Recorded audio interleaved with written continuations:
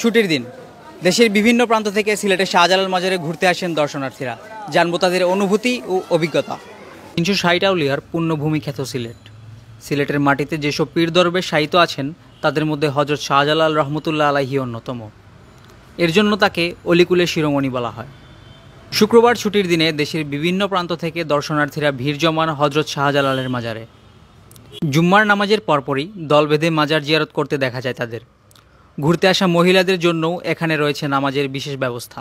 তারপর একে একে ঘুরে দেখেন জালালি কবুতর, বিশাল আকারের গজার মাছ, ঝর্ণার সোনালি কই মাছ। আবার অনেকেই মানত করে বিশাল আকারের পিতলের হাঁড়িতে টাকা রাখেন। ব্রাহ্মণবাড়িয়া থেকে আসছি। ব্রাহ্মণবাড়িয়া থেকে কতদিনের জন্য আসলেন আপনারা? না আজকে আসছি আমার ছোট ভাইকে আমি নিয়ে আসছি। সিলেট কোন কোন জায়গায় ঘুরলেন আপনারা? না, সিলেটে এই যে শাহজালাল, শাহপরান, আর এখন সময়টা থাকলে আরো ঘুরতাম, তবে ছোট ভাইটা থাকবে না। কেমন লাগতেছে ঘুরে? হ্যাঁ, সিলেটে আমি আগে এখানে চাকরি করছি, শ্রীমঙ্গলে ছিলাম, হবিগঞ্জে ছিলাম, মাধবপুরে ছিলাম, সিলেট শহরে। আমার আসলে তখন থেকে সিলেটটা অনেক বেশি ভালো লাগতো, যে এখনও মন ছুটে আসলে সিলেটে চলে। মানে সিলেটের সাথে আমার একটা আত্মার সম্পর্ক, যেখানে সিলেটের মানুষ আমাকে খুব বেশি ভালোবাসতো। প্রথমত যখন আমি পোস্টিং হয়ে আসছি তখন আমাকে বলতো যে এই কথা বুঝতাম না, তখন ভাবতাম যে আমাকে বদলি দিয়ে দেন। বা যখন ওদের সাথে আমার একটা আন্ডারস্ট্যান্ডিং হয়ে গেছে, তখন সিলেট থেকে প্রত্যেকটা জায়গাতে পোস্টিং হওয়ার সময় আমার মনে হয় যে অনেক কান্না আসছে। আমি আগে বিশ বাংলাদেশ এক্সটেনশনে ছিলাম, পরে এখন আমি একটা শিক্ষানবিশ হিসাবে ব্রাহ্মণবাড়িয়া শিক্ষানবিশ। সিলেটের মানুষ আসলে অনেক ভালো। আপনার কেমন লাগতেছে? আমার কাছে ভালো লাগতেছে। আসলে চট্টগ্রামও এই সিলেটের মতোই, সিলেটের ঠান্ডা পরিবেশ, দেশ।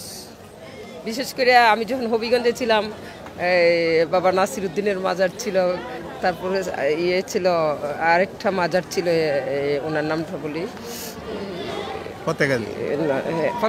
ওই না, ফতেগাজী তো আছে একটা।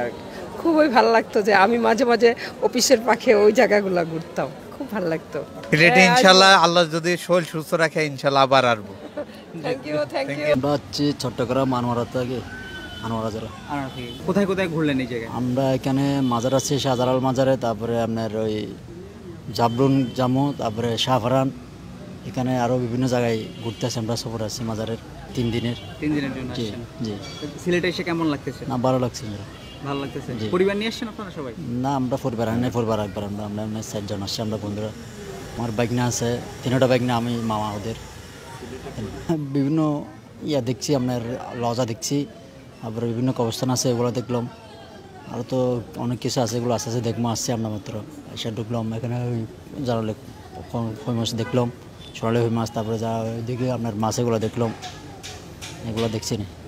আপনার কাছে জানতে চাই, আপনার কেমন লাগতেছে? আমার এখানে এসে অনেক ভালো লাগতেছে। কি দেখলেন সিলেটে? সিলেট আমি এর আগে আরেকবার আসছিলাম, মানে আমরা পুরা একটা বাস নিয়ে আসলাম এখানে।